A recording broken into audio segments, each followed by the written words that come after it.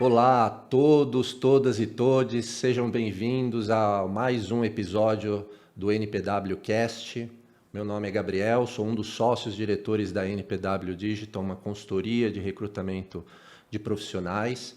E hoje a gente está aqui para falar de mais um tema relevante para o mundo da área de RH, né? Gestão de pessoas. E o tema que hoje a gente vai falar é sobre perfil comportamental e sobre cultura organizacional, como o nosso processo de recrutamento e seleção, atração de talentos, envolve esses dois temas, né? Para hoje, a gente trouxe uma convidada aqui no nosso podcast, é a Carol. A Carol é uma das nossas analistas de recrutamento, ela tem 12 anos de experiência na área de recrutamento e seleção, experiência com clima organizacional, grafologia e também é formada em psicologia e gestão de recursos humanos. Seja bem-vinda, Carol. Muito obrigada, Gabi, pelo convite. Estou muito feliz de estar aqui hoje e espero poder compartilhar um pouco aí do nosso conhecimento. Que legal. Bom, obviamente que o tema de perfil comportamental, soft skill, hard skill, são temas que abrangem vários assuntos, né?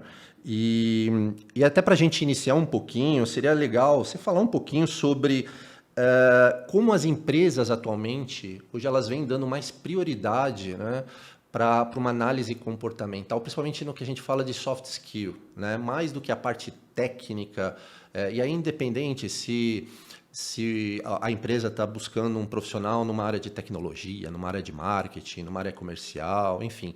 Fala um pouquinho, já que você hoje está na linha de frente, já esteve também na linha de frente em outras empresas no passado, né? Fala um pouquinho sobre esse tema.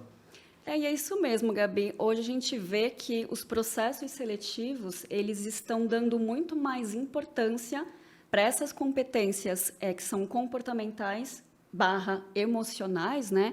Então, quando a gente fala de competências comportamentais, emocionais, estão em alta muito aí as competências como resiliência, fala-se muito sobre resiliência, a criatividade, a empatia. Mas como se mede isso? Como se avalia? Como você identifica essas características em um profissional? Então, esse é um dos nossos grandes desafios. Então, no caso, né, são as soft skills que a gente desenvolve aí ao longo das nossas vidas. Então, por isso que é muito difícil, não que é impossível, isso não é impossível, mas Sim. É muito difícil de você desenvolver no dia a dia, precisa-se de um tempo, diferente das hard skills, que são aí as competências mais técnicas. Então, por exemplo, um profissional de uma área comercial, então ele precisa ali entender de conhecimento de funil de vendas, precisa ter o conhecimento ali de uma ferramenta específica, por exemplo, um CRM. Isso é o hard skill. Exatamente. Então, você busca esses conhecimentos por fora, através de uma formação, de cursos, ou internamente mesmo a gente consegue desenvolver. Mas e as soft skills? E esses pontos comportamentais e emocionais? Por isso que o processo seletivo ele está dando muito atenção a esses pontos, porque a gente sabe da dificuldade de desenvolver essas habilidades. Então, os processos eles têm um olhar muito mais profundo nessas questões. Então, por exemplo, eu sempre fico focando na preparação daquele candidato no momento da entrevista. Isso é um dos pontos de análise no momento de um processo seletivo. Por exemplo, como aquele candidato ele se preparou para aquele momento de entrevista. Ele teve a importância de ir atrás, entender o histórico da empresa, buscar identificar a cultura da empresa, qual que é a necessidade, qual que é o objetivo da empresa, se vem de acordo com os seus objetivos pessoais. Dentro do ambiente ali da entrevista, é um candidato que questiona ou é aquele candidato que só ouve? Tem uma troca, então todos esses pontos a gente consegue identificar a questão da pergunta, a criatividade, buscando experiências anteriores. Agora, Carol, por exemplo, imagina que você está fazendo uma abordagem num determinado profissional e está avaliando esse soft skill. Esse profissional, ele consegue ludibriar por exemplo, enganando, por exemplo, um perfil, um soft skill específico para tentar enganar num processo? Ou isso, durante o processo da entrevista, é algo que consegue captar? Olha, Gabi, essa pergunta ela é interessante porque quando a gente trata de um profissional, por exemplo, eu já tenho ali 12 anos de experiência, Sim. já é um nível mais sênior, a gente consegue identificar e consegue captar com mais facilidade. Tá. Mas o candidato ele não consegue fingir por muito tempo. Inicialmente ele Somente até numa pode. entrevista por vídeo, né? Inicialmente ele até pode tentar se fazer, mas ao longo da entrevista é impossível. Não tem como ele tentar ser aquilo que ele não é, até porque as nossas perguntas elas são muito direcionadas. Então, se você não tem o conhecimento, se você não é aquilo que você está tentando realmente criar, aquele personagem, um momento isso vai acontecer. E, obviamente, né, Gabi, a entrevista ela é somente uma das ferramentas que existem. Sim. Mas a gente consegue aí avaliar e identificar essas competências, habilidades comportamentais, né, através de uma ferramenta como a própria grafologia, que é incrível, mas a gente entende que nem todas as empresas e processos podem aplicar a grafologia.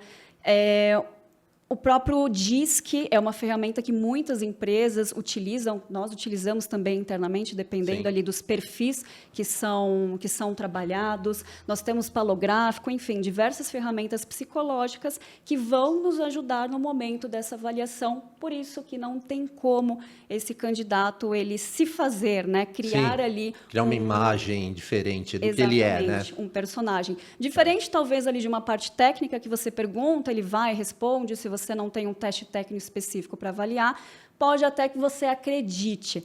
Mas, como eu falei, a parte técnica, que são as hard skills, você consegue também desenvolver, você vê que tem um potencial de desenvolvimento ao longo ali da jornada que ele tenha dentro da empresa.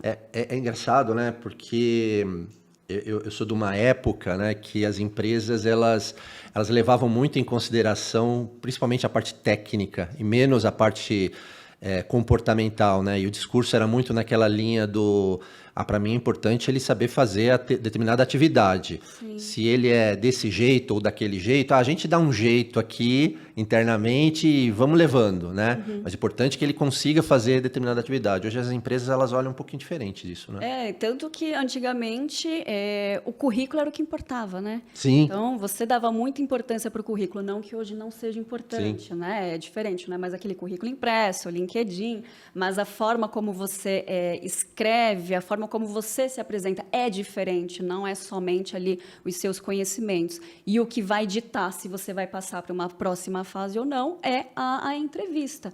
E quando nós falamos dessas competências comportamentais, né, e emocionais que estão em alta, não tem como a gente deixar de falar da cultura organizacional, que é por isso que está tão em alta dentro dos processos seletivos, né? A gente Sim. buscar esse tipo de competência, conforme eu falei, que são mais difíceis da gente aí desenvolver ao longo da nossa vida. É algo que vem, né? Sim, mas, por exemplo, quando é feito uma vaga é aberta, ou tem que ser trabalhada por uma determinada posição num determinado cliente, né? Cada cliente, claro, tem a sua cultura organizacional. Sim. Como é que você fecha esse tema com o cliente? Porque eu imagino que cada cliente exija um soft skill específico para aquele profissional que ele quer contratar, né? Obviamente, muitos soft skills são muito parecidos, né? Todo mundo quer determinadas qualidades ali, mas tem alguns que são diferentes em relação a um cliente ao outro, né? A minha pergunta é assim, como é que você checa isso junto ao cliente e, olhando friamente, os clientes, eles enxergam isso, eles sabem diferenciar realmente o que ele quer de soft skill ou tem situações que acabam indo um pouco na banalidade, do tipo, eu quero isso porque todo mundo pede esse tipo de soft skill, eu também quero, mas às vezes não sabe nem o que é, né? Realmente isso acontece e dificulta muito o nosso trabalho enquanto recrutadora, né? Porque nem todas as empresas têm ali a cultura realmente internamente, uma cultura sólida. Então, não existe uma estratégia, não se sabe até onde a empresa quer chegar. E a gente consegue identificar isso em um alinhamento. quando eu pergunto no próprio alinhamento, me fala um pouquinho como funciona a cultura internamente, quais são aí os valores, os princípios, explica um pouco ali das características da área, das pessoas, né, que estão dentro daquela área, quais são as características, me fala um pouquinho sobre o líder, porque o líder ele tem esse papel muito fundamental Sem de dúvida. disseminar a cultura. Então, eu vejo que muitas empresas elas não conseguem responder. E na medida em que não se consegue responder ao funcionamento da cultura, eu já vejo que tem um problema muito grande no momento da contratação de retrabalho, porque muito dificilmente essa pessoa ela vai conseguir se adaptar a um meio em que não existe ali uma cultura realmente sólida. E a cultura, né? ela não pode ser também muito rígida, né, dentro da organização. Ela tem que também permitir uma flexibilidade, até para que alguns conceitos sejam incorporados, né, e permitam pelo menos uma discussão interna dentro da empresa e sejam incorporados desde que eles tragam realmente um benefício na organização, né? Que é um pouco do que a gente vem olhando hoje no mercado, né? Do famoso fit cultural, né? Onde as empresas, as pessoas têm que se encaixar naquela cultura e ponto final, e o ed cultural, que são as pessoas que logicamente precisam se encaixar, mas elas contribuem com algumas modificações que de repente a organização olha e fala assim, puxa, que legal, por que não a gente não pode incorporar isso, né? É um pouco do que a gente acaba fazendo dentro da NPW também, né? Trazendo um pouquinho da experiência das pessoas e incorporando e criando essa cultura organizacional. Porque a cultura ela vai mudando, né, ao longo do tempo, e é importante. É uma mudança de estratégia, é uma mudança das pessoas em si que estão ali dentro, né? Porque a empresa ela é formada por pessoas. Então, você não consegue copiar uma cultura. Vamos pensar numa empresa ali grande, uma empresa que eu sei que realmente é um sucesso aí no mercado, e você tenta copiar essa cultura, não vai dar certo. Por quê? Porque são pessoas diferentes. Então, quando a gente lida com o ser humano ele é único. É muito comum, né, a gente encontrar pessoas, pelo menos eu encontro às vezes pessoas que trabalham em empresas e falam assim, puxa, eu queria que a minha empresa fosse que nem a Google, né? A Google é a Google. A cultura organizacional da Google é diferente da cultura organizacional da Microsoft, enfim, de outras empresas e da NPW. Não significa que seja melhor, né, Gabi? Não significa melhor nem pior, exato. Se encaixa, é o que faz sentido ali para o seu público. Então, um dos pilares, né, um termômetro de você realmente identificar se uma cultura ela é forte, é o próprio turnover, das pessoas elas terem aquele senso de pertencimento, de vestirem a camisa, de fazer acontecer, de se manterem realmente ali na empresa, todo mundo engajado com um único objetivo. Então, se realmente o seu time ele está direcionado todo mundo para o mesmo caminho, então a cultura está ok. Você não precisa ser um Google aí da vida realmente para falar que você tem uma cultura forte, né? Então, ela acaba sendo muito única. E esse turnover, acho que você acaba enxergando isso, né? Ele muitas vezes tá ligado à cultura, né? Muitas vezes a pessoa tem até um salário super bacana, tá numa empresa com um nome de marca, né? Uma marca super bacana, mas ela não se adapta. Muitas vezes ela prefere trabalhar numa empresa menor, com menos visibilidade, com um salário menor, mas ela se sente bem trabalhando naquela empresa, né? Sim, é o que nós falamos no início, né? Porque hoje em dia estamos, não somente as empresas, mas os profissionais que estão buscando aí uma nova oportunidade, eles estão valorizando muito a qualidade de vida. Então, a cultura, ela realmente vem de encontro com essas competências que ele consegue colocar ali no dia a dia, estudar, se vem de encontro também com as expectativas pessoais. Então, é um momento de troca. A grande maioria das pessoas, eu vejo, né, no momento ali da entrevista, que há um sentimento de buscar entender um pouco mais do que acontece internamente dentro, né? Sim. Internamente na empresa. Na empresa. Né? Exatamente, não é só buscar uma vaga por buscar ou trabalhar ali em prol de um salário no final do mês, mas tem todo o engajamento, tem todo o dia a dia ali com a equipe, né? Então, esses pontos eles estão sendo valorizados também pelos profissionais. Agora, sabe o que vem à minha cabeça, pensando tudo isso que você trouxe de informação super bacana? É que no momento que a gente vai entender um pouquinho da cultura da empresa, Nós precisamos estar cientes de que a gente precisa conversar com as pessoas corretas dentro da empresa, né? Porque uma coisa é a cultura da empresa, outra coisa é o que a pessoa que está trabalhando lá dentro acha que é a cultura da empresa. E aí a informação ela pode vir equivocada para a gente, né? Que tipo de... por exemplo, quando a gente vai fazer esse alinhamento que você comentou, que tipo de pessoas são importantes nesse processo de, vamos dizer assim, de passagem desse tipo de informação da empresa para nós? É a área de RH, é diretoria, em alguns casos é o dono da empresa, enfim, é o líder. Que tipo de perfil dentro da empresa é importante participar, por exemplo, nesse tipo de alinhamento, não um alinhamento só técnico, né, da vaga em si, do skill técnico, mas passar um pouquinho dessa cultura, até porque é difícil, né?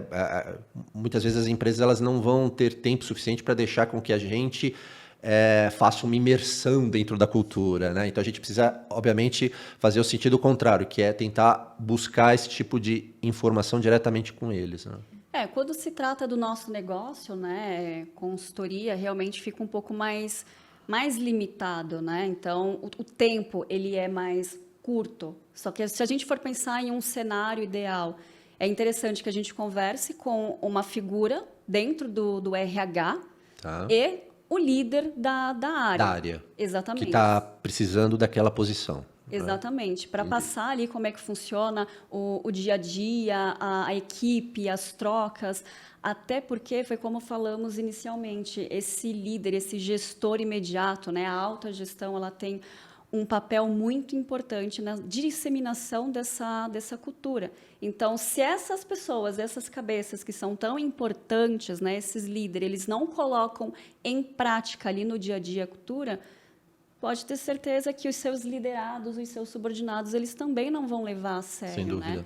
Então, se for pensar em um processo ideal, seria a figura do RH mais o líder, mas a gente entende que ali no dia a dia, muitas vezes, a gente não consegue, né, essas duas figuras. Né? Mas é uma forma de a gente avaliar e equilibrar o funcionamento de como é que funciona essa comunicação interna, né, da cultura mesmo, da disseminação desse conhecimento, dessa estratégia. Legal, Carol. E falando um pouquinho da diversidade, a gente ouve muito sobre esse tema, né? O que você tem para nos agregar a respeito disso? O tema diversidade, ele está bastante em alta, né? Então, é um tema que se vê que as pessoas, as empresas, elas estão dando muita importância hoje em dia.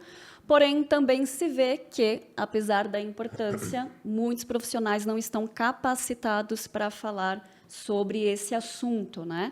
Então, eu vejo esse movimento ali de contratações, existem muitos projetos, muitas campanhas que as empresas elas fazem, divulgação ali de vagas para pessoas negras, para uma faixa etária ali de 50 anos a mais, em outras categorias também de diversidade, que eu acho isso muito bacana, porque atrai esse tipo de profissional, né? Traz ali uma maior importância, que estamos olhando para esse profissional, mas, ao mesmo tempo, eu vejo que o nosso trabalho ele tem que ser um pouquinho antes, a gente tem que dar alguns passos para trás. Por quê? Os profissionais que estão dentro da empresa, eles estão preparados para atuar com essa diversidade? Então, antes da gente pensar em uma ação de poder trazer esses profissionais, de trazer essa diversidade para dentro da nossa empresa, a gente precisa entender se os profissionais que estão dentro da empresa, eles estão preparados para receber essa diversidade. Porque é tão importante, porque são pessoas que vão trazer vivências diferentes, com ideias diferentes, é tão grandioso. E isso no alinhamento é discutido, né? Então, num alinhamento de vaga, também é muito importante que a gente entenda se existem outros profissionais, né, que entram nessa categoria, se eles estão preparados, se tem toda ali uma estrutura para receber esse profissional, porque uma vez que você faz uma contratação e que ela não dá certo, realmente a empresa ela já fica um pouco queimada, Sim. né? Então precisa tomar cuidado, até porque nós estamos trabalhando com pessoas. Então imagine você ser contratado e não conseguir ser recebido. As pessoas elas não estão preparadas, têm um despreparo muito grande. Isso vai causar, né, problema de expectativa naquele profissional. Então precisa de um cuidado muito maior quando se trata de diversidade. Vejo que é um assunto que está muito em alta, porém a gente precisa trabalhar muito antes de fazer essa contratação, entender o nosso cenário para ver se realmente a gente tem espaço para essas pessoas. Puxa, a gente falou de bastante coisa aqui a respeito de soft skill, perfil comportamental, hard skill, cultura organizacional, fit, cultural, enfim, diversidade. Mas o nosso tempo já está finalizando, né? Eu queria primeiro agradecer a sua participação, né? de trazer toda essa experiência, seja dentro da NPW, seja também em outras empresas por qual você passou. Convidá-la aqui para próximos episódios, né? E realmente te agradecer aí por compartilhar todo esse conteúdo, né? E dá para notar que você conhece bastante sobre esse tema. Obrigada, Gabi. Fico muito feliz pelo convite. Realmente foi muito rápido. Espero receber novas oportunidades para a gente poder compartilhar um pouquinho mais aí dessa experiência com vocês. Muito obrigada. Legal. Eu quero agradecer também a todo o público, né? E pedir também que, eventualmente, se vocês queiram sugerir outros temas para a gente, sempre relacionados à gestão de pessoas, podem colocar nos comentários. E também convidar todos vocês a assistir outros episódios já gravados e os próximos que a gente vai disponibilizar aí nas próximas semanas. Tá bom? Agradeço a todo mundo e um grande abraço. Até mais!